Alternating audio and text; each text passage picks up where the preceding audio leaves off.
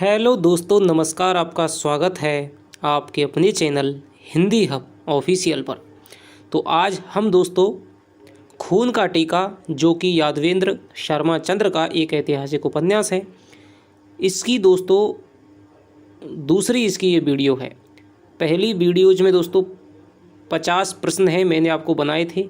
आपकी बहुत ही सकारात्मक प्रतिक्रियाएं मुझे मिली थी और दूसरी वीडियो दोस्तों आज मैं आपको बना रहा हूँ।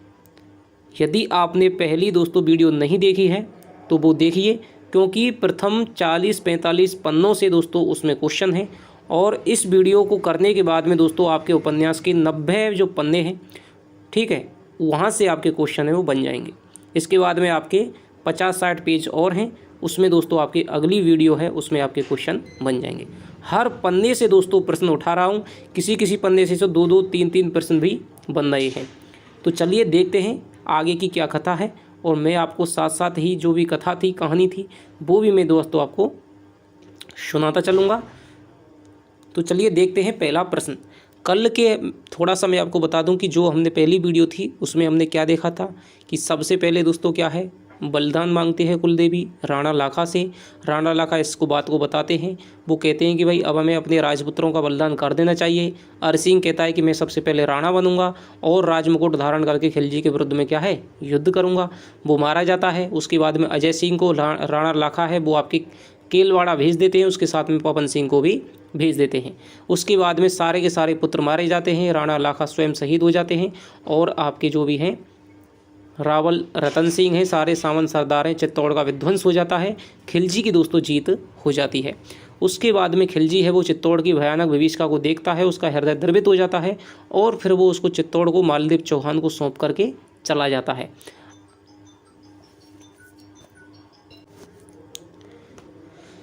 तो दोस्तों वहाँ पर क्या है, चित्तौड़ की विभीषिका को मालदेव चौहान को सौंप करके चला जाता है। उसके बाद में जो अजय सिंह है दोस्तों, वहाँ का आता है प्रसंग आता है कि केलवाड़ा में उसको मुंजा वाली चाहे वो परेशान करता है, वो अपने पुत्रों को भेजता है, स्वयं भी दोस्तों कोशिश करता है, लेकिन उससे पार नहीं पड़ती है। उसके बाद में वो हम्बीर को बुलाता है, उसका गाँव का जन्म था ऊंदवा गाँव में हुआ था, ठीक है। तो वहाँ से उसको बुला लेता है। हम्बीर है वो मुंजा वालीचा को दोस्तों क्या है, मार देता है सामेरी के जलसे में। उसके बाद में क्या होता है, चित्तौड़ का राणा है वो अजय सिंह है, उसको क्या है मुंजा वालेचा के सर के खून से तिलक लगा करके उसको क्या है घोषित कर देता है। और राणा बनने के बाद में पहली शर्त ये थी कि टीका दौड़ करनी पड़ेगी, उसमें किसी न किसी गढ़ को जीतना पड़ेगा। तो सेलिया का गढ़ है जो कि मुंजा वालेचा का गढ़ था, उसे दोस्तों निशाना बनाया जाता है और फिर पहली बार में दिन में उसमें क्या है धावा बोला जाता है, लेकिन वो गढ़ है बहुत मजबूत था और इनकी हार होती है। इसके बाद में खितसी, शेरा और मेरा दोस्तों तीनों रात में जाते हैं, कहते हैं कि भाई हम रात में चले जाएंगे और आपको क्या है इशारा कर देंगे, हमको गेट खोलना पड़ेगा दुर्ग में भीतर घुस करके। इसके बाद में तीनों जाते हैं और शेरा है दोस्तों गेट को खोल देता है। हम्बीर को मसालें दिखा दी जाती हैं और मसालों और हम्बीर है सारी सेना सहित दोस्तों क्या है सेलिया के दुर्ग पे कब्जा कर लेता है। लेकिन दोस्तों इस युद्ध में आपके शेरा मारा जाता है और खेतसी मारा जाता है। खेतसी पवन सिंह का छोटा भाई था, शेरा और मेरा दोस्तों दोनों भील जाति के थे, ठीक है। इसके बाद में दोस्तों क्या है, हम्बीर को बहुत दुख होता है कि भाई दोनों जो शक्तिवान बावजूद हैं उनको कटा करके हमने क्या है सेलिया का दुर्ग है वो जीत लिया है। तो यहाँ तक की दोस्तों कथा थी जो मैंने आपको पिछली वीडियो में आपको बताई थी। तो आगे से दोस्तों क्या है क्वेश्चन है, देखिए। मालदेव के विरुद्ध गुरिल्ला पद्धति से युद्ध किसने किया? हम्बीर ने, अजय सिंह ने, अनग सिंह ने, खिलजी ने। तो दोस्तों गुरिल्ला पद्धति का जनक विषम घाटी, पंचानन, मेवाड़ का पुनरुद्धारक, ये सभी आपके उपनाम हैं किसके, हम्बीर के। तो हम्बीर ने दोस्तों क्या है मालदेव के विरुद्ध है वो गुरिल्ला पद्धति का युद्ध है वो छेड़ दिया। गुरिल्ला पद्धति क्या होती है कि भाई छिप करके युद्ध करना, शिवाजी को भी कहा जाता है छापेमार, ऐसे ही तात्या टोपे को कहा जाता है, ठीक है। इसी प्रकार से दोस्तों मेवाड़ में आपके हम्बीर को भी कहा जाता है गुरिल्ला पद्धति का जनक, ये माना जाता है। इसमें क्या है कि जैसे सड़कों को खोद दिया, ठीक है, जहाँ से रसद सामग्री जा रही है उसको लूट लिया, छिप छिप करके युद्ध करना, सैनिकों को मार दिया। इस प्रकार किसी न किसी प्रकार से उसने मालदेव को क्या है नुकसान पहुँचाना शुरू किया। आगे चलते हैं। पहाड़ी चूहों की भांति जीवन निर्वाह करने से अच्छा है कि एक दिन सम्मान की मृत्यु पा जाएं। कथन किसने किससे कहा? हम्बीर ने पवन सिंह से, हम्बीर ने अजय सिंह से, हम्बीर ने खिलजी से और हम्बीर ने मुंजा वालेचा से। तो ये जो दोस्तों कथन कहा था वो आपके कहा था हम्बीर ने अजय सिंह से, ठीक है। ये कहता है, अजय सिंह कहता है कि भाई अभी भाई तुम इतने सशक्त नहीं हुए हो कि तुम चित्तौड़ पे आक्रमण कर दो। ये कहता है कि भाई हम यहाँ छिप छिप करके केलवाड़ा में रह रहे हैं, ठीक है, इससे तो अच्छा है पहाड़ी चूहों की भांति जीवन निर्वाह करने से अच्छा है कि एक दिन हम लड़ करके, ठीक है, सम्मान की मृत्यु को वीरों की भांति हम प्राप्त कर जाएं। तो ये हम्मीर अजय सिंह से कहता है। आगे चलते हैं। मृत्यु को सर्वोपरि मानने वाले चतुर राजनीतिज्ञ नहीं होते, कथन हम्मीर से किसने कहा? अजय सिंह ने, पवन सिंह ने, खेत सिंह ने और मालदेव ने। तो ये दोस्तों देखिए, खेत सिंह तो पहले ही मर गया है, ठीक है, जो घटना थी सेलिया के दुर्ग में। अजय सिंह, पवन सिंह और मृत्यु को सर्वोपरि। अब मैं आपको थोड़ा सा चरित्र इसका बताऊंगा अजय सिंह का, कि किस प्रकार के इसके भाव हैं, किस प्रकार के विचार हैं। आगे 2-3 क्वेश्चन है, उसको बाद में मैं आपको बताऊंगा। तो मृत्यु को सर्वोपरि मानने वाले चतुर राजनीतिज्ञ नहीं होते, तो ये दोस्तों आपका अजय सिंह का कथन है। किससे? हम्मीर से कथन है। आगे चलते हैं। उपन्यास का कौन सा पात्र हमेशा युद्ध करने में विश्वास रखता था? अजय सिंह, हम्मीर, पवन सिंह, अनग सिंह। तो दोस्तों उपन्यास का जो अनग सिंह पात्र है, ठीक है, अनग सिंह पात्र है दोस्तों, ये ठाकुर था। ठाकुर अनग सिंह सामंत था, सरदार था, ठीक है, बहुत ही क्या है बलशाली था, शरीर से बहुत ही हष्टपुष्ट था। और इसका हमेशा क्या है, ये भाई साहब युद्ध पिपासु था, हर समय से युद्ध युद्ध युद्ध की क्या है, इसे आग लगी रहती थी। उपन्यास का कौन सा पात्र गांधीवादी नीतियों का प्रबल समर्थक था? अजय सिंह, मालदेव, जैत सिंह, पवन सिंह। तो यहाँ पर दोस्तों जो अजय सिंह है उसको शर्मा जी ने गांधीवादी सिद्धांतों में आस्था रखने वाले एक पुरुष के रूप में चित्रित किया है। अजय सिंह है दोस्तों वो गांधीवादी नीतियों का आदर करता है और उनको मालदेव के विरुद्ध में क्या है अपनाने की प्रेरणा भी देता है। आगे क्वेश्चन आएंगे, मैं आपको बताता चलूँगा। अनग सिंह हमेशा किसके नशे में रहता था? शराब के, शक्ति के, अमल के, घमंड के।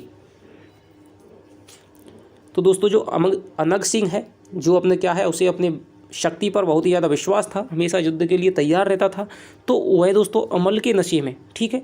अमल क्या कहते हैं? अमल एक दोस्तों एक पेय पदार्थ होता है, ठीक है। चित्तौड़ वगैरह के यहाँ के आपकी जानते होंगे, क्योंकि चित्तौड़ में आपको पता है कि अफीम बहुत ज़्यादा होती है।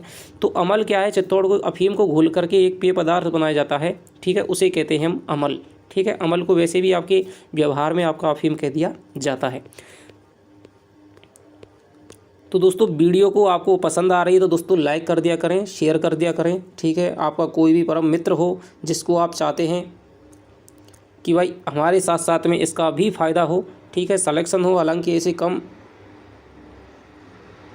लोग होते हैं जो कि चाहते हैं कि भाई हमारे साथी का भी कुछ ना कुछ सफलता में हाथ हो। तो ज़्यादा से ज़्यादा दोस्तों वीडियो को देखें। यदि आपने अभी तक खून का टीका को दोस्तों नहीं पढ़ा है तो पहले जाकर के आप पढ़िए, वहाँ पर आपको बहुत पूरी कहानी है दोस्तों एक बार में समझ में आ जाएगी। और फिर आप यदि क्वेश्चन करेंगे तो आपको याद भी रहेगा, कहानी भी आपको दोबारा आ जाएगी और क्वेश्चन भी आप आसानी से कर पाएंगे। अब यदि आप क्वेश्चन करेंगे शुरुआत में दोस्तों तो आप क्वेश्चन कर तो लेंगे, 1-2 दिन आपको याद रहेंगे, लेकिन उसके बाद में फिर आप भूल जाएंगे। वीरों के लिए युद्ध कभी भी अभिशाप नहीं होता है, कथन अजय सिंह से किसने कहा था? जब आप उपन्यास पढ़ेंगे दोस्तों तो आपको सभी जो पात्र हैं उनके चरित्र समझने को मिलेंगे। जैसे कि अनग सिंह है, हमेशा युद्ध की बातें करता है। यदि आपसे सरल क्वेश्चन आ गया तो कोई बात ही नहीं है।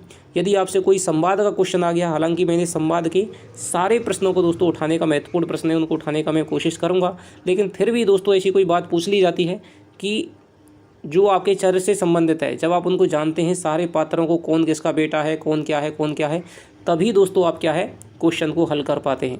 हालांकि पहली बार लगाया गया है, इसमें से एक भी क्वेश्चन नहीं बना है, तो मुझे दोस्तों जहाँ तक आशा है इसमें से आपके ऊपर से ही दोस्तों क्वेश्चन है वो आपसे पूछ लिया जाएगा। तो वीरों के लिए युद्ध कभी भी अभिशाप नहीं होता है, कथन अजय सिंह ने किससे कहा था? हम्मीर, अनग सिंह, मेरा और जैता। वीरों के लिए युद्ध कभी भी अभिशाप नहीं होता है, कथन है दोस्तों वो आपके अजय सिंह से किसने कहा था?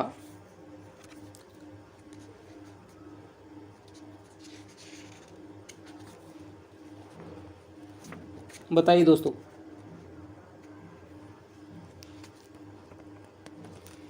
तो ये जो दोस्तों कथन है वो है आपके अनग सिंह ने दोस्तों ये कहा था, ठीक है। ये कहता है कि भाई हमेशा युद्ध है, युद्ध करना मनुष्य का क्या है, परम ध्येय है, युद्ध के बिना तो कायर होता है। तो फिर दोस्तों अजय सिंह कहते हैं कि युद्ध युद्ध तुमने क्या रट लगाती है वीरों के, ठीक है, बिना शक्ति को पूर्ण जुटाए हुए कभी भी युद्ध करना मूर्खता है। तो अनंग सिंह कहता है कि वीरों के लिए कभी भी क्या है, युद्ध है वो अभिशाप नहीं होता है। मालदेव चौहानों के किस वंश से संबंधित था, यानी आपको पता है जीके में आपने पढ़ा होगा चौहान हैं, ठीक है, तरह तरह के चौहान हैं। तो जो मालदेव चौहान था वह किस वंश से संबंधित था, चौहान से तो था, लेकिन कौन से चौहान था, शाकंभरी चौहान, सोनगरा चौहान, नाडोल चौहान, रणथंभौरी चौहान। तो आप आसानी से जानते हैं दोस्तों मालदेव का जो मालदेव चौहान है, ठीक है, ये आपकी कानड़ चौहान, मालदेव चौहान, ठीक है, ये सब आए हैं आपके। फिर आपका इसका पुत्र जैता आएगा। तो ये सब आपके चौनगरा चौहान हैं जो कि आपकी सिरोही पाली के आसपास है। पाली के नाडोल तो पाली में है, सिरोही के जो चौहान है वो आपके सोनगरा चौहान हो जाएंगे। मालदेव के लिए सोने के सिक्कों की थैली ले जाते सैनिक को घुड़सवार सैनिक या फिर घुड़सवार से युद्ध किसने किया था, हमीर ने, मेरा ने, अनंग सिंह ने, मुंजा ने।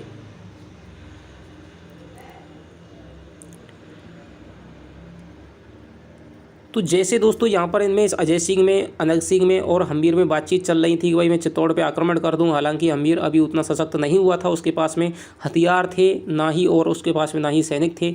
लेकिन उसको अजय सिंह समझाते हैं कि भाई पहले अपनी शक्ति है उसको बढ़ाओ, तब जा कर के युद्ध की बात करो। अजय सिंह उसको क्या है, हमीर को समर्थन देता है कि भाई हमें युद्ध कर देना चाहिए, युद्ध क्या है, वीरों का क्या है, श्रृंगार है, आभूषण है। तो ये मालदेव के फिर क्या है, एक सैनिक भागा हुआ आता है, वो कहता है कि भाई एक सिपाही जा रहा है मालदेव का, उसके पास में क्या है, सोने के सिक्कों की थैली है। तो हम भी सोचता है कि भाई सोने के सिक्के हाथ लग जाएंगे, थोड़ा धन संचय होगा, जिससे कि अपनी शक्ति में क्या है, वृद्धि होगी। तो उसके साथ में दोस्तों कौन युद्ध करता है, उसके साथ में करता है आपका अनंग सिंह युद्ध करता है। अनंग सिंह उसको चेतावनी दे देता है कि तुम या तो भाई राणा जी को तुम थैली सौंप दो, ठीक है, सोने के सिक्कों से भरी हुई थी, या फिर तुम मेरे साथ में द्वंद्व युद्ध करो। एक कुत्ता भी वफादार होता है, फिर वफा को कैसे छोड़ सकते हैं बहादुर, कथन हमीर से किसने कहा, अनंग सिंह, मालदेव, घुड़सवार, हमीर के सैनिक ने। तो ये दोस्तों जो सिपाही है बहुत ही बहादुर था, और ये कभी क्या है, अपने वफादार भी था, बहादुर भी था और वफादार भी था। ये हमीर कहता है भाई तुम चुपचाप चले जाओ, अपनी जान की क्यों दुश्मन बने हुए हो, थैली हमको सौंप दो, हम तुम्हें कुछ नहीं कहेंगे। तो ये कहता है कि भाई जब तक मैं जिंदा हूँ तब तक अपने मालिक से दगा नहीं करूँगा, ठीक है, ये कुत्ता भी वफादार होता है, फिर मैं तो आदमी हूँ, वफा को कैसे छोड़ सकता हूँ। तो ये दोस्तों घुड़सवार सिपाही का कथन है, ये मुस्लिम सैनिक था। राजपूत युद्ध में धोखा नहीं करते हैं, कथन सिपाही से किसने कहा, हमीर, अनंग सिंह, हमीर के सैनिक ने, मेरा ने। तो जब अनंग सिंह उसको द्वंद्व युद्ध की चेतावनी देता है तो फिर वो सिपाही है दोस्तों वो संशय में पड़ जाता है। वो कहता है कहीं इसने धोखे से मुझे मार दिया या कुछ कर दिया तो थैली छीन ले, ठीक है। तो वो कहता है कि भाई मैं तुमसे नहीं लड़ूंगा, तुमने अवाल, मुझे तुम पे विश्वास नहीं है। तो अनंग सिंह दोस्तों कहता है कि राजपूत हैं वो कभी भी युद्ध में धोखा नहीं करते हैं। हालांकि दोस्तों अनंग सिंह की ये बात तो माननी पड़ेगी कि भले ही वो युद्ध करता था लेकिन धोखा नहीं करता था दोस्तों, ठीक है। किसी से सख्ती से लड़ना ही दोस्तों उसको आता था, ठीक है। जिस आदमी में वफा नहीं है उस आदमी के लिए ज़िंदगी बेइज्जती का सामान है, कथन सिपाही ने किससे कहा। तो ये दोस्तों किस में वफा नहीं होगी, अनंग सिंह में वफा नहीं होगी। तो ये जो कथन है दोस्तों वो अनंग सिंह से इसने कहा था सिपाही ने। मुझे लड़ने में ही जीवन का सच्चा सुख प्राप्त होता है, कथन किसका है, हमीर, अनंग सिंह, सिपाही, मेरा। तो ये जो कथन है दोस्तों वो आपके अनंग सिंह का हो जाएगा। जब दोस्तों आप पूरा उपन्यास पढ़ेंगे तो आपको एक एक पात्र की चारित्रिक विशेषताओं के बारे में पता चलेगा कि भाई हमीर किस प्रकार का पात्र है, किस स्थिति में कैसी बात कर सकता है, कौन कौन सी घटना हुई, फिर हमीर की मनोवृत्तियों में किस प्रकार परिवर्तन आता है, ठीक है। यहाँ आप थोड़ी बहुत कथा को बताने से नहीं, लेकिन जब आप एक बार पूरा का पूरा उपन्यास पढ़ लेंगे तो फिर आपको थोड़ा सा भी ध्यान में दिलाऊंगा तो आपको पूरा का पूरा जो आपका कथा है वो आपके मानस पटल पे दोस्तों क्या है चित्रित हो जाया करेगी। तो ये दोस्तों क्या है युद्ध का प्रबल समर्थक था और हमेशा ही क्या है, यहाँ पर हम देख सकते हैं कि जो शर्मा जी हैं, ठीक है, यादवेंद्र सिंह शर्मा, उन्होंने एक तरफ तो अजय सिंह के रूप में गांधीवादों को रखा है, ठीक है, गांधीवादी सिद्धांतों को, और अनंग सिंह है इसके रूप में दोस्तों उन्होंने क्या है सशस्त्र विद्रोह है, आपकी क्रांति है, ठीक है, क्रांतिकारी जो कि हमारे भगत सिंह थे, ठीक है, चंद्रशेखर आज़ाद थे, सुभाष चंद्र बोस थे, उनको रखा है, ठीक है। तो इस प्रकार इन्होंने दोनों विचारधाराओं को लेकर के चले हैं, अनंग सिंह के रूप में और आपके अजय सिंह के रूप में। मालदेव के साथ असहयोग के संघर्ष का सुझाव किसने दिया था, अब वही आ गया असहयोग आंदोलन किसने करा था दोस्तों, आपको पता है सत्याग्रह, असहयोग आंदोलन, ये सब आपके गांधी जी की नीतियाँ हैं। तो ये आपके दोस्तों ये आपका अजय सिंह ने आपका विचार दिया था। आगे चलते हैं। हिंसा को त्याग कर अहिंसा के आधार पर हम उस राज्य की प्राप्ति के स्वप्न देख रहे हैं जिसकी हर ईंट में खून, शत्रु के खून के लाल छींटे अंकित हैं। यह कथन किसने कहा था, अनंग सिंह ने, हम्मीर ने, मेरा ने या फिर आपके पवन सिंह ने, बताइए। तो ये जो कथन है दोस्तों वो आपका कहता है अनंग सिंह, ठीक है। ये कहते हैं कि भाई अब हमें क्या है, चित्तौड़ पे आक्रमण कर देना चाहिए, ठीक है। अब जो अजय सिंह कहता है कि भाई हमें क्या है, मालदेव के साथ में असहयोग का, रक्तहीन क्रांति का क्या है, हमें क्या है, युद्ध करना चाहिए, जिसमें कि हमें जनता से कह देना चाहिए कि उसका क्या है, सहयोग नहीं करें। जिस प्रकार से असहयोग आंदोलन में महात्मा गांधी ने कहा था भाई सरकारी नौकरियों से त्यागपत्र दे दो, ठीक है, वो छोड़ दो, वेतन भत्तों को स्वीकार करना छोड़ दो, विद्यालयों में जाना छोड़ दो, ठीक है, सब आराम के क्या है, मौन रूप से क्या है, आप विरोध करो। तो यही बात अजय सिंह कहता है। तो वो कहता है कि भाई हिंसा को त्याग कर अहिंसा के माध्यम के हम राज्य की प्राप्ति के स्वप्न देख रहे हैं जिसकी हर ईंट में, चित्तौड़ की हर ईंट में दोस्तों क्या है, शत्रु के खून के लाल के छींटे अंकित हैं। तो ये दोस्तों अनंग सिंह कहता है। पराजय की आशंका होने पर, तो यहाँ पर दोस्तों आपके गांधीवाद में और आपके जो आपकी क्रांतिवाद है, ठीक है, तो उसमें यहाँ पर आपके द्वंद्व है वो हर समय दिखाई देता है दोस्तों। जहाँ पर अजय सिंह अहिंसा की बात करते हैं वहाँ पर अनंग सिंह है दोस्तों वो आपके युद्ध की बात करता है, हिंसा की बात करता है। तो यहाँ पर राष्ट्रीय आंदोलन के संदर्भ में भी दोस्तों जोड़ करके इसको देखा जा सकता है। पराजय की आशंका होने पर आक्रमण करना मूर्खता ही है, कथन अनंग सिंह ने, अनंग सिंह से किसने कहा था, अजय सिंह, पवन सिंह, हम्मीर, मेरा, बताइए दोस्तों।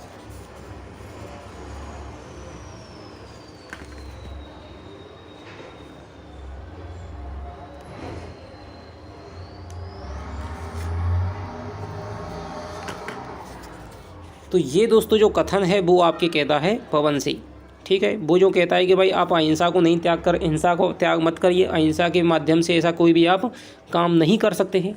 तो फिर पवन सिंह कहता है कि भाई हमारे पास में शक्ति नहीं है और जब हमें पता है कि हमारी पराजय होने वाली है तो फिर उसकी आशंका होने पर भी हम यदि चित्तौड़ पे आक्रमण करेंगे तो फिर हम मूर्खता ही करेंगे। ये आपको पवन सिंह अनंग सिंह से कहता है। भीख में स्वराज्य नहीं मिलता काकासा, वीर के लिए युद्ध का विचार करना ही मृत्यु है, कथन किसके हैं, अनंग सिंह, हम्मीर, अजय सिंह, मेरा। तो ये दोस्तों आपका अनंग सिंह का हो जाएगा। आगे चलते हैं। मालदेव के विरुद्ध युद्ध लड़ने के लिए किसने विषाक्त तीरों की सर्जना शुरू कर दी। तो दोस्तों हम्मीर का भी हट था कि भाई मैं चित्तौड़ पे आक्रमण कर दूं, लेकिन अजय सिंह उसको मना करता है। पवन सिंह भी दोस्तों अजय सिंह के समर्थन में बात कहता हुआ नजर आता है, लेकिन अनंग सिंह है वो दोस्तों हम्मीर का समर्थन करता है, ठीक है। हम्मीर दोस्तों अजय सिंह की बात को नहीं मानता और वो कहता है कि भाई हम चित्तौड़ पे आक्रमण करेंगे। और जैसे ही उसे ये स्वीकृति अनंग सिंह को मिलती है कि भाई आप सेना को संगठित करो और विषाक्त तीरों का क्या है, उसको जैसे ही स्वीकृति मिलती है तो विषाक्त तीर बनाना शुरू कर देता है, जो एक बार शत्रु के दिल लग जाएं तो उसके प्राण पखेरु उड़ जाएं। तो ये दोस्तों अनंग सिंह है। अनंग सिंह विषाक्त तीरों का निर्माण करता है। उसकी बाणी सुनकर कापुरुषों क्या मुर्दों में भी जान आ जाती है, उनकी बाणी सुनकर, कथन में उनकी शब्द किसके लिए प्रयुक्त हुआ है, शत्रुओं के लिए, चारणों के लिए, सैनिकों के लिए या फिर आपके एकलिंगेश्वर दीवाण के लिए, बताइए। किसकी बाणी को सुनकर के दोस्तों मुर्दों में भी जान आ जाती है, तो वो है दोस्तों चारणों के लिए, ठीक है। अनंग सिंह दोस्तों हम्मीर से कहता है कि भाई आप चिंता मत करें, ठीक है, मैंने सभी चारणों को बोल दिया है और मैं विषाक्त तीर तैयार कर रहा हूँ। तो ये चारण हैं, उनकी वाणी को सुन करके हमेशा मुर्दों में भी जान आ जाती है। मालदेव के विरुद्ध किए गए युद्ध में किसकी हार हुई थी। तो चित्तौड़ पे दोस्तों आक्रमण कर देता है हम्मीर, ठीक है, मालदेव के विरुद्ध। लेकिन मालदेव की जो सेना है दोस्तों बड़ी विशाल थी, बादशाह का उसको सहयोग था और संगठित थी, हथियारों की कोई भी कमी नहीं थी। तो ठीक है, घमासान युद्ध हुआ जिसमें क्या है, हम्मीर की दोस्तों क्या है, हार होती है और मालदेव की विजय होती है। जय पराजय तो भाग्य की बात है, इससे साहस और धैर्य को नहीं छोड़ना चाहिए, कथन किसने कहा था। जब मालदेव की क्या है, जीत हो जाती है, हम्मीर की पराजय हो जाती है, ठीक है। तो दोस्तों अनंग सिंह कहता है कि भाई जय और पराजय ये तो क्या है, भाग्य की बात है, कभी जय मिलती है कभी पराजय मिलती है, लेकिन युद्ध हुआ ये बड़ी बात है। मैंने एक शत्रु को अपनी कांख में दबा करके दोस्तों क्या है, उसका क्या है, सर फट गया था, तो इस प्रकार मैंने उसको मारा था, ये अनंग सिंह यहाँ पर कहता है। युद्ध की पराजय के बाद हम्मीर ने कहाँ जाने का निश्चय किया। जब युद्ध में हार जाता है हम्मीर तो वो सोचता है कि भाई अब मेरे पास में कुछ नहीं है, ठीक है, शक्ति चली गई, धन चला गया, कुछ भी नहीं है, मेरा उत्साह है वो क्षीण हो गया है, निराशा अवसाद से घिर जाता है। तो वो फिर अजय सिंह से मंत्रणा करता है और कहता है कि भाई अब मेरा यहाँ पर बिल्कुल भी डरने का मन नहीं है, अब मैं यहाँ से कुछ देर के लिए क्या है खुली सांस में जाना चाहता हूँ, कहीं घूमने के लिए जाना चाहता हूँ। तो फिर वो कहाँ जाने का निश्चय करता है? रणछोड़ जी मंदिर, द्वारकापुरी, कुंभलगढ़, अपने ननिहाल, ऊनवा गाँव।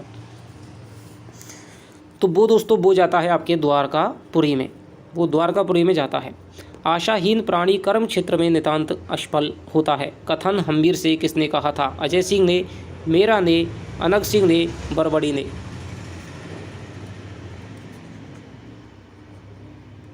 बताइए दोस्तों।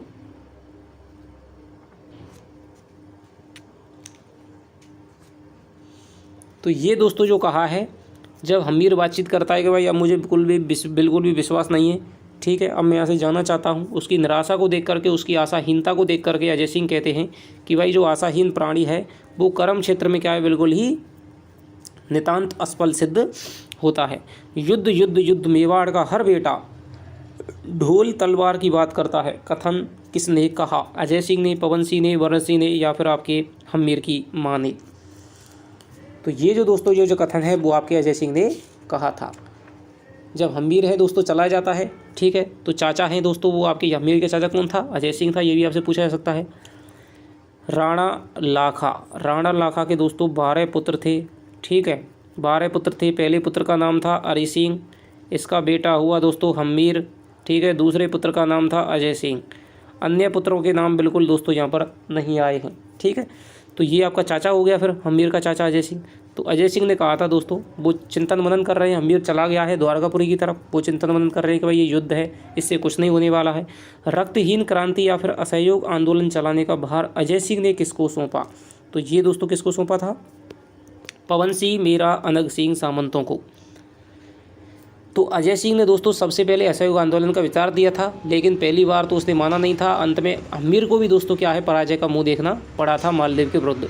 फिर हम्बीर चला जाता है, उसके बाद में जो अजय सिंह है दोस्तों उसको क्या है एक बड़े स्तर पर उसको क्या लागू करने का निश्चय करता है कि भाई हमें करना पड़ेगा, क्योंकि अब हम्बीर तो है नहीं, युद्ध तो हम लड़ नहीं सकते।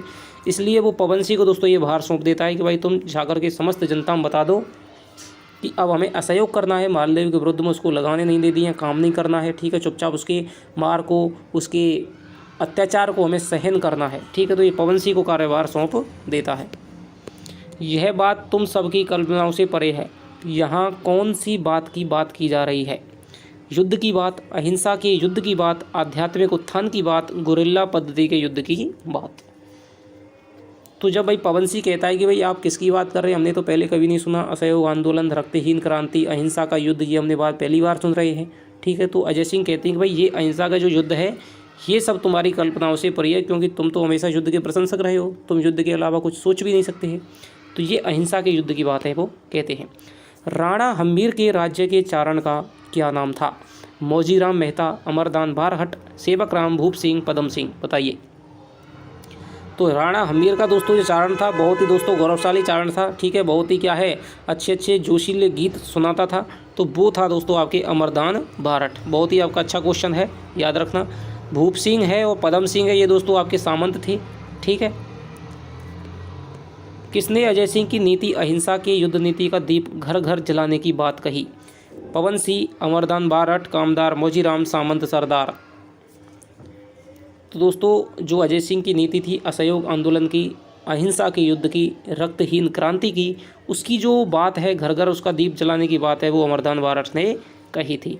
जब पवन सिंह दोस्तों समस्त सरदारों को बुलाता है, उनसे मंत्रणा करता है कि भाई अजय सिंह जी ये कह रहे हैं क्या है, अहिंसा का युद्ध हमें लड़ना पड़ेगा, तो वो सभी उसका उपहास करते हैं, ठीक है। तब अमरदान बारहट है वो कहता है कि भाई ये युद्ध है हमारे लिए बहुत ही सफल सहायक सिद्ध हो सकता है, इसके माध्यम से चित्तौड़ को क्या है प्राप्त नहीं कर सकें, कम से कम मालदेव की शक्ति को तो हम छीण कर ही सकते हैं। तो सामंत सरदार है उसका भी मजाक उठाते हैं, लेकिन वो कहता है कि तुम किसी बात का मर्म समझे बिना ही किसी बात की क्या है खिल्ली उड़ाते हो, ये सही नहीं है, ठीक है। अंत में पवन सिंह कहता है कि आप चिंता मत करो, अजय सिंह से कहता है, ठीक है, मैं आपकी जो आपने दीप जलाया है इसको मैं घर घर में जला दूंगा अपने जोशीले गीतों के माध्यम से, ठीक है। हम्बीर कैलवाड़ा से किस गाँव पहुँचा था जो बरबड़ी का गाँव था? अब हम्बीर है दोस्तों वो द्वारकापुरी की तरफ तो जा रहा है, लेकिन वो द्वारकापुरी नहीं पहुंचता है, ठीक है। तो वो कौन से गांव में पहुंच जाता है? अब सिरोही दोस्तों आपको पता है यहाँ है, ये आपका नक्शा है, ठीक है। सिरोही आपकी यहाँ हो गई, यहाँ पर आपकी गुजरात हो गई, ठीक है। तो यहाँ से वो चला जाता है। अब द्वारकापुरी यहाँ पर है, ठीक है। तो यहाँ पर दोस्तों गुजरात में एक गांव पड़ता है, तो वो बरबड़ी का दोस्तों गांव था। बरबड़ी कौन है इसके बारे में हम आगे बात करेंगे। तो ये दोस्तों आपका खोड़ गांव था। किसने हम्बीर को चित्तौड़ के पुनरुद्धार का विश्वास दिलाया? किसान ने, बरबड़ी ने, खोड़ के निवासियों ने, कोई नहीं। तो ये दोस्तों बरबड़ी ने क्या है विश्वास दिलाया था। जैसे ही हम्बीर है वो द्वारकापुरी की तरफ जा रहा, तो यहाँ पर आपका खोड़ गांव पड़ गया। ठीक है, खोड़ गांव में वो एक किसान के यहाँ पर रुकता है। ठीक है, जलपान वगैरह करता है। तो किसान उसको देख करके पूछ लेता है, भाई राजा तो था ही, ठीक है, राजू जैसा उसका क्या है चरित्र था, वो चित्र था। तो उसको देख करके क्या है वो किसान पूछ लेता है कि भाई आप कौन हैं। हम्बीर उसको क्या बता देता है कि हम चित्तौड़ के हैं, ठीक है, मेवाड़ के हैं। तो वो कहता है कि भाई मेवाड़ में तो इतना आतंक फैला हुआ है, और जब मेवाड़ है वो क्या है शत्रुओं के कब्जे में है, मालदेव चौहान के हाथ में है, बादशाह के हाथ में है। तो फिर आप जैसे वीरों का वहाँ से भागने का कोई काम नहीं है। ठीक है, तो हम्बीर क्या है एक चुप्पी साध लेता है। ठीक है, उसको अपनी क्या है गलती का एहसास होता है। तो उस किसान कहता है कि भाई आप कोई नहीं, आप यहाँ पर एक क्या है एक बहुत ही क्या है माता जी रहती हैं, ठीक है, जिनका नाम है बरबड़ी, वो आपकी निश्चय ही आपकी जो संख्या है आपकी समस्या उसका समाधान करेंगी। तो चित्तौड़ के पुनरुद्धार का दोस्तों विश्वास है वो आपकी बरबड़ी ने दिलाया। तो हम्बीर है दोस्तों बरबड़ी से मिलता है, और वो उसके राजसी दोस्तों वैभव को देख करके सोचता है कि भाई ये कैसी माता है जो आपके क्या इतने आलीशान बंगलों में, इतने सेवक नौकर चाकरों में, इतनी सुख सुविधाओं में, इतनी भोग विलास में क्या है रह रही है। तो ये क्या मुझको क्या दे सकती है।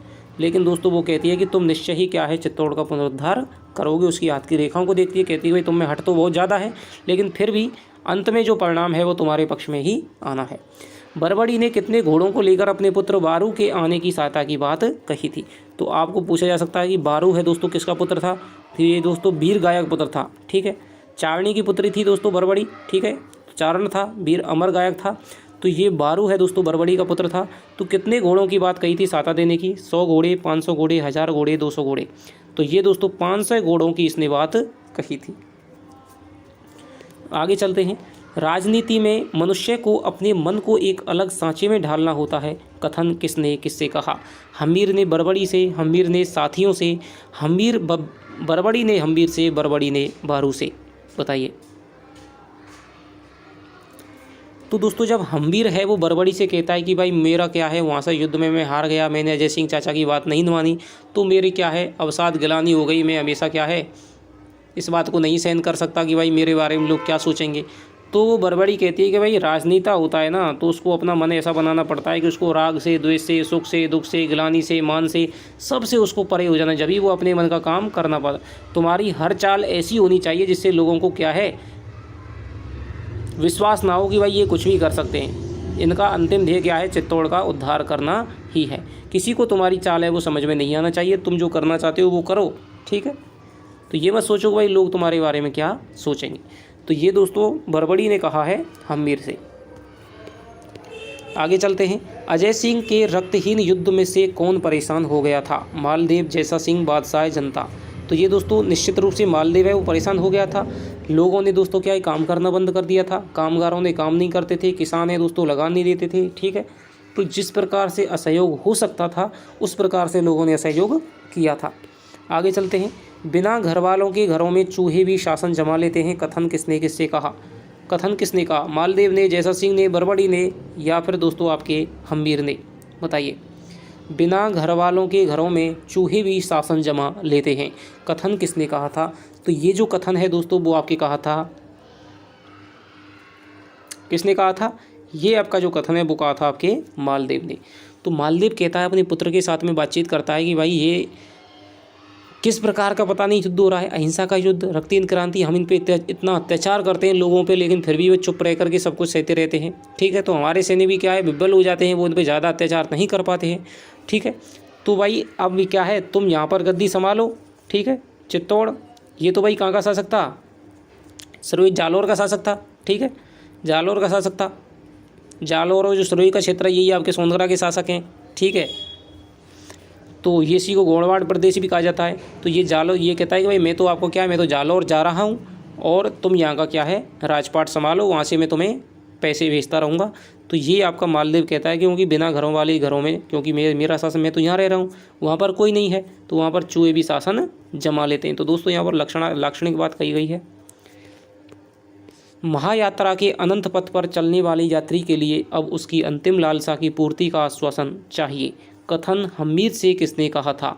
बड़बड़ी ने, अजय सिंह ने, पवन सिंह ने या फिर आपके मालदेव ने? तो दोस्तों हम्मीर है वो बड़बड़ी की बात सुन करके दोबारा से दोस्तों केलवाड़ा की तरफ आ जाता है और यहाँ पर चाचा जी सोच रहे हैं, अजय सिंह सोच रहे हैं कि भाई कब हम्मीर आए और कब मुझसे ये कहे कि भाई मैंने चित्तौड़ का क्या उद्धार कर लिया। तो उनको क्या है, जैसे ही वो क्या है वृद्ध तो हो गए हैं, ठीक है, कब के थे, शुरुआत से अजय सिंह यहाँ पर चल रहा है, तो वृद्ध हो गए हैं, ठीक है, और वो क्या है जैसे उनको पता चलता है हम्मीर आ गया है तो वो एक आवेश में आ जाते हैं और क्या है बिस्तर पे गिर पड़ते हैं।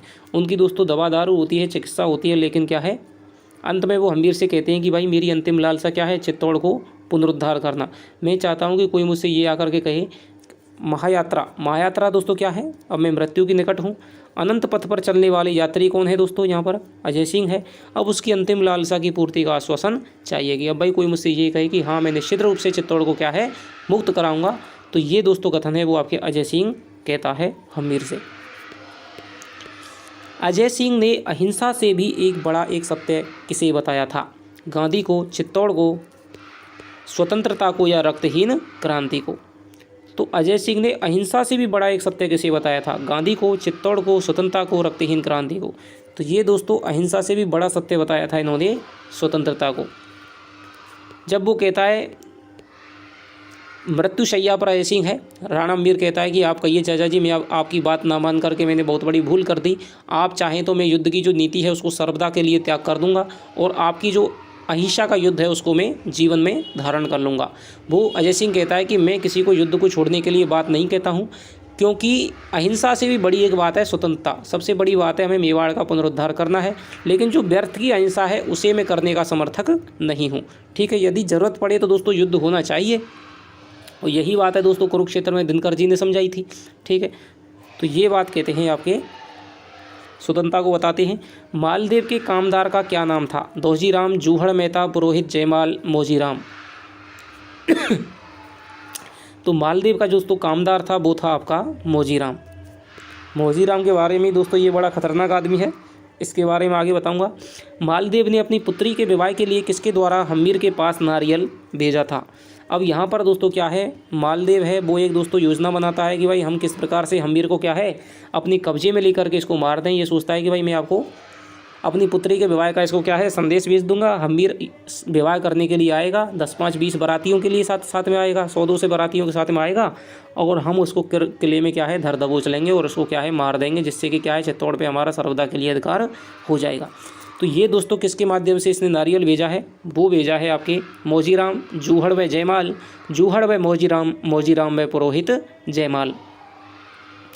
तो ये जो दोस्तों नारियल बेचता है वो तो एक इनका मेहता है जूहड़ मेहता, और आपके पुरोहित जयमाल के माध्यम से बेचता है। तो ये आपका जूहड़ मेहता हो जाएगा, और ये पुरोहित जयमाल के माध्यम से नारियल बेचता है और अपनी पुत्री का विवाह का प्रस्ताव हम्मीर के साथ में रखता है। युवा बेटी तो रावण के घर में भी ना रह सकी, फिर राजा मालदेव की क्या बिसात है? कथन किसका है? पवन सिंह, जूहड़, जयमाल, मोजीराम। तो ये जो कथन है दोस्तों वो जूहड़ कहता है। जब हम्मीर के पास में इस प्रकार का प्रस्ताव आता है, एक बात और दोस्तों रह गई आपकी, बड़बड़ी कहती है, बड़बड़ी हम्मीर से कहती है कि भाई तुम चित्तौड़ का निश्चित रूप से पुनरुद्धार करोगे, लेकिन एक बात याद रखना, तुम जब चित्तौड़ जाओगे, तुम जब केलवाड़ा जाओगे तो तुम्हारे पास में एक विवाह का प्रस्ताव आएगा, और तुम उस विवाह को प्रस्ताव को बिना विरोध के, बिना प्रतिरोध के सहर्ष रूप से स्वीकार कर लेना। वो विवाह का दोस्तों प्रस्ताव है, तुम्हारा जो विवाह होगा वही तुम्हारी चित्तौड़ की क्या है विजय प्राप्ति का आधार सिद्ध होगा। ये जो कथन है दोस्तों बड़बड़ी कहती है हम्मीर के साथ में। तो हम्मीर को वो बात ध्यान आ जाती है, वो कहता है कि भाई मालदेव तो हमारा परम शत्रु है, उसने हमारे लिए क्या है विवाह का प्रस्ताव, अपनी बेटी का विवाह कैसे प्रस्ताव भेज दिया है। तो वो ऐसी कौन सी बात आ पड़ी? तो जूहड़ कहता है कि युवा बेटी तो रावण के घर में भी नहीं रह सके, कि मालदेव की जो बेटी है वो युवा हो चुकी है और उसका विवाह तो करना ही है, और आप जैसा परम शक्तिशाली वीर है उसके अलावा उसको कहाँ मिलेगा। तो ये आपका जूहड़ कहता है। मैं अधिक सोचता विचारता नहीं, केवल राणा जी की आज्ञा चाहता हूँ, कथन किसने कहा था? ये पवन सिंह, अनक सिंह, मीरा, जूहड़, किसने कहा था दोस्तों? मैं अधिक सोचता विचारता नहीं हूँ। तो ये दोस्तों जो पवन सिंह है, ठीक है, पवन सिंह ने कथन कहा था। पवन सिंह दोस्तों ऐसा चरित्र है, ठीक है, चाहे वो अजय सिंह इससे कुछ कहे, चाहे हम्मीर इससे कुछ कहे, दोस्तों ये कभी भी इनकी बात को नहीं टालता है, ये उसको 100% दोस्तों सत्य मान करके उसका पालन करता है। ये कहता है कि मेरी स्वामी की स्वामी भक्त है, पूरा का पूरा स्वामी भक्त है। पहले ये अजय सिंह के साथ में दोस्तों आया था केलवाड़ा, सबसे पहले पवन सिंह इसका भाई था कीर्ति, ठीक है। तो ये पहले अजय सिंह की मानता था, अजय सिंह की तो दोस्तों मृत्यु हो गई। अब ये दोस्तों राणा हम्मीर की हर बात को क्या है पालन करता है, अपना कुछ भी मंतव्य नहीं रखता है। तो ये आपका पवन सिंह का चरित्र है। यह एक द्यूत क्रीड़ा का दाव है, कथन किसने कहा? पवन सिंह अनग सिंह मेरा जूहड़।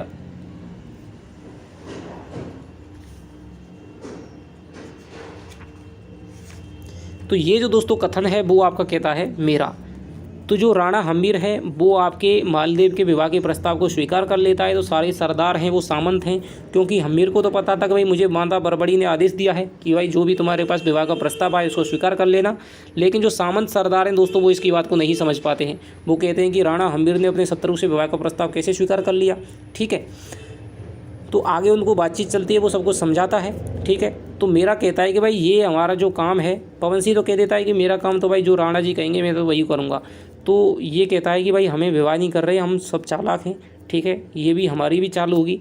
तो ये कहता है कि हाँ चलो हम समझ तो रहे हैं, लेकिन ये दोस्तों क्या है, एक दूध क्रीड़ा का एक दांव है, हम जुआ का सट्टा खेल रहे हैं, ठीक है। ये विवाह नहीं है, शत्रु के घर में जाकर के विवाह करना, ठीक है, तो वो सही नहीं है। मालदेव के राज्य की लौहधुरी कौन था? कामदार मोजीराम जूहड़, जयमाल, या फिर आपके पुत्र जैसा सिंह। तो दोस्तों मालदेव के राज्य की धुरी था। धुरी किसको कहते हैं? धुरी कहते हैं जिसकी चारों तरफ है वो राज्य चलता है, यानी कि विद्वान होगा, विचारक होगा, कुटिल राजनेता होगा। लौहधुरी था दोस्तों कामदार मोजीराम, ठीक है। कामदार मोजीराम मालदेव के राज्य की धुरी था, ठीक है। मालदेव की अनुपस्थिति में जालौर का जो शासन है दोस्तों वही चला रहा था। मोजीराम ने विवाह को टालने के लिए मालदेव को क्या बात बताई? राजकुमारी के गूंगे होने की, राजकुमारी के बाल विधवा होने की, राजकुमारी के इतर संबंधों की, राजकुमारी के इनकार की। बताइए। कामदार जो मोजीराम है उसने दोस्तों हम्मीर से विवाह न करने के लिए मालदेव को क्या बात है वो बताई, या क्या बात सुझाई, कौन सा उपाय तरीका बताया? तो वो बताया था दोस्तों राजकुमारी के बाल विधवा होने की। अब कहानी क्या है मैं आपको बता देता हूँ। हम्मीर विवाह के प्रस्ताव को स्वीकार कर लेता है, और दोस्तों विवाह के साथ में क्या है 10, 20, 50 सैनिकों को लेकर के, बारातियों के साथ में लेकर के दोस्तों क्या है चला जाता है। युद्ध जालौर के दोस्तों किले में प्रवेश कर जाता है। और जब मालदेव को पता चलता है कि हम्मीर बारात लेकर के आया है तो वो बहुत खुश होता है। वो सोचता है अब आज मैं हाथ इसका खात्मा कर दूंगा। लेकिन दोस्तों एक गुप्तचर है वो उसको सूचना देता है, क्योंकि जो बारू था दोस्तों मैंने आपको बताया था पहले, बारू है वो बरबड़ी का पुत्र है, और बरबड़ी ने दोस्तों 500 घोड़ों की सहायता है वो आपके क्या है हम्मीर को भेजी थी। तो उन 500 घोड़े दोस्तों इतने शक्तिशाली थे, उन्होंने पूरे दोस्तों किले को क्या है आसपास से घेर लिया था। जब मालदेव को पता चलता है कि घोड़ों ने दोस्तों क्या है सैनिकों ने, हम्मीर के सैनिकों ने किले को चारों तरफ से घेर रखा है, तो वो बहुत दोस्तों चिंतित हो जाता है। अपनी रानी से कहता है कि इस तरह दोस्तों मैं किसी को, अपनी शत्रु को बेटी तो नहीं बना सकता हूँ, अब हम संकट में फंस गए हैं। यदि हम विवाह के लिए इनकार करते हैं तो दोस्तों मारे जाएंगे, और यदि हम विवाह करते हैं तो फिर शत्रु के हाथों में हम बेटी देने से क्या है कमज़ोर हो जाएंगे। ये बात वो अपनी रानी से कहता है। तो उसकी ऐसी दशा में दोस्तों से एक ही व्यक्ति ध्यान आता है, वो था कामदार मोजीराम। जब सब दोस्तों क्या है संलग्न थे विवाह की तैयारियों में, तो वो सोच रहा था कि भाई किस प्रकार से इस विवाह को टाला जाए। तो वो मालदेव के लिए बात बताता है कि भाई आप ऐसा करिए, यदि आप विवाह के लिए सीधे सीधे मना करेंगे तो फिर दोस्तों क्या है ये मामला बिगड़ जाएगा, और हम्मीर क्या है आपको बंदी बना सकता है, आप पे अधिकार कर सकता है, आपसे युद्ध कर सकता है, और आपको निश्चित रूप से पराजय का सामना करना पड़ेगा। तो वो कहता है कि ऐसी चाल चलिए कूटनीति की जिससे हम्मीर स्वयं ही इस विवाह के लिए मना कर दे। तो वो कहता है कि आप ऐसा करिए कि राजकुमारी की विवाह की बात है, वो कह दी कि राजकुमारी का विवाह बचपन में हो गया था, लेकिन उसका जो पति है वो क्या युद्ध में काम आ गया था, ठीक है, इसलिए आज तक ये बात किसी को नहीं बताई है, ठीक है। तो इसको सुन करके क्या है वो स्वयं ही हम्मीर है वो मना कर देगा, क्योंकि कोई भी विधवा है वो चित्तौड़ के मेवाड़ के क्या है जो सुशोभित आपका सिंहासन है उस पर क्या है महारानी नहीं बन सकती है। तो ये जो चाल है दोस्तों आपके मोजीराम की थी। नातरायत राजपूत किसे कहते हैं? जो गुलामी में जीवन व्यतीत करे, जो विधवा से विवाह करे, जो युद्ध से डरता हो, जो विवाह के ऐन मौके पर इनकार कर दे। नातरायत राजपूत किसे कहते हैं? बताइए दोस्तों।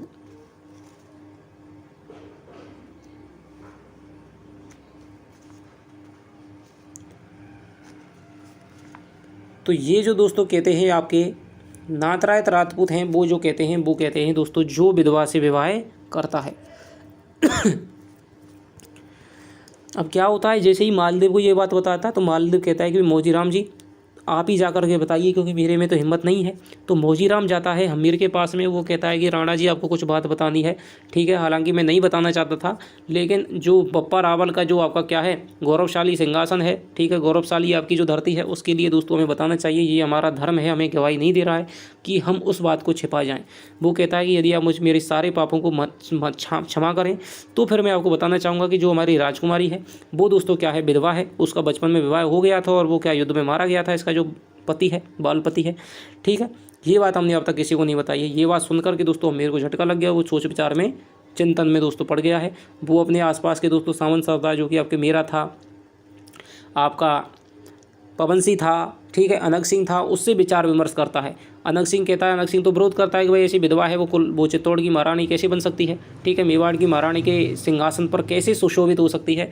पवन सिंह कहता है देखिए मेरा तो कुछ नहीं है, हालांकि मैं अभी सलाह नहीं देना चाहता, लेकिन जो ऐसे राजपूत होते हैं जो ऐसे विधवा से विवाह करते हैं वो बहुत ही निम्न कोटि के राजपूत होते हैं और नातरायत राजपूत कहलाते हैं। आपके लिए ये जो काम है वो शुभ नहीं है, लेकिन फिर भी आप जो करें मैं आपकी बात मानूंगा, ये पवन सिंह आपसे कहता है।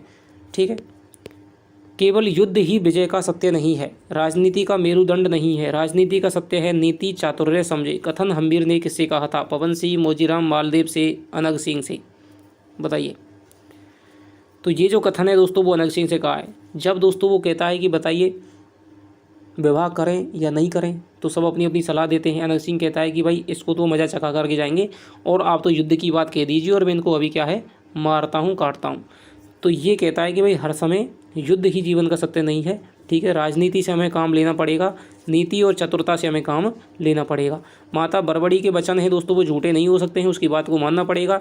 यदि उसकी बात को मैंने नहीं माना तो जो बारू है दोस्तों वो अपनी माता की हर वचन का सत्य से पालन करता है और वो भी दोस्तों 500 घोड़ों को क्या है लेकर के चला जाएगा, हमें कोई भी सहायता नहीं मिलेगी और हम यहीं पर मारे जाएंगे। इसलिए हमें बहुत ही दिमाग से काम लेना है। तो दोस्तों अनग सिंह को वो चुप करा देता है इस प्रकार कह करके और वो विधवा विवाह के लिए तैयार हो जाता है। आदमी के मन की लिप्सा ज्वालामुखी से प्रचंड होती है। कथन हम्मीर ने किससे कहा था? रानी से, मालदेव से, अनग सिंह से, स्वयं से। तो ये जो कथन है दोस्तों हम्मीर ने अपनी रानी से कहा था।